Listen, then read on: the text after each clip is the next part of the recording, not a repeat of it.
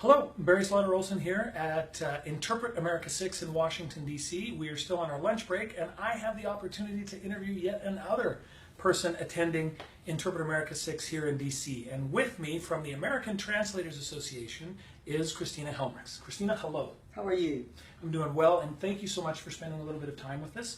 Cristina is actually a board member of ATA and also a professional conference and legal interpreter, and one of 3 practicing interpreters now on the board, correct? Correct. That's correct. That's right. And it's great to see the way that ATA is opening up to interpreters and how they're being included. I mean, it's fabulous. And one of the things I wanted to ask you about is the new Credentialed Interpreter designation that you have available if you are an interpreter at ATA. Can you tell me more about it?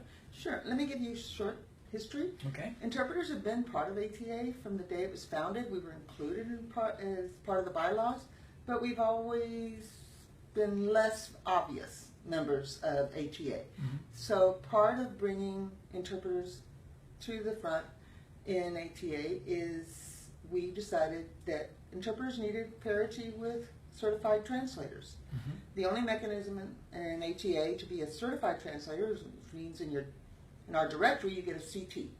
So for those interpreters within specific fields that are credentials, which means they have to have a practical exam of interpreting skills within their specific field. So we have conference and CI conference, which is Credentialed Interpreter Conference, CI Legal, and CI Health.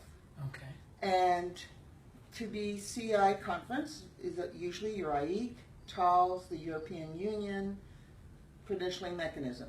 For legal is that you have to have completed a practical exam, which your skills as interpreters have to have been tested and have to be tested at a parity level with the certified translators.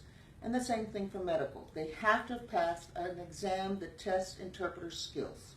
And if you go on our website, you'll see exactly which ones are accepted and which ones are not. It's a simple process.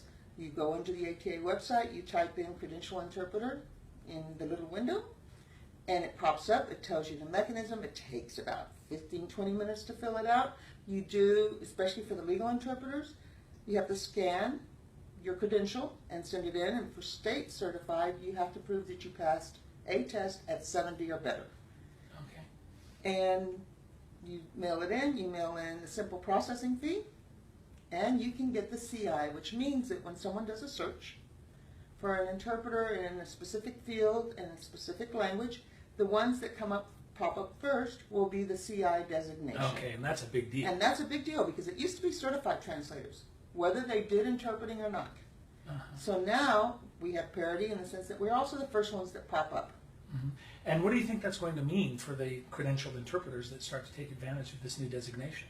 And I know personally, I get a lot of business from the ATA directory. A lot of businesses go in and start looking. So if they know that they want a legal or a conference interpreter or a medical, and they're asked, when they come in saying, I'm looking for an interpreter, then they say, well, do you need medical, legal, conference? And they can click on that, and so they're going directly to you. So you're much more forward in the directory, and your opportunities for new business are highly expanded for a $35 processing fee. Well, it sounds like a great opportunity and something that was long overdue. So congratulations to you and everybody else that worked on it to make it a reality. So I guess I would just say for those of you who are looking for a way to show and stand out in the crowd as interpreters, this new CI designation with the American Translators Association directory is really a great option. So, Cristina, thanks for your time. It's been a pleasure chatting with you, and I know we've got to get back in there because you have more work to do. Yes, I do.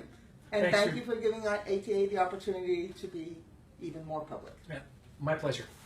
Thank you.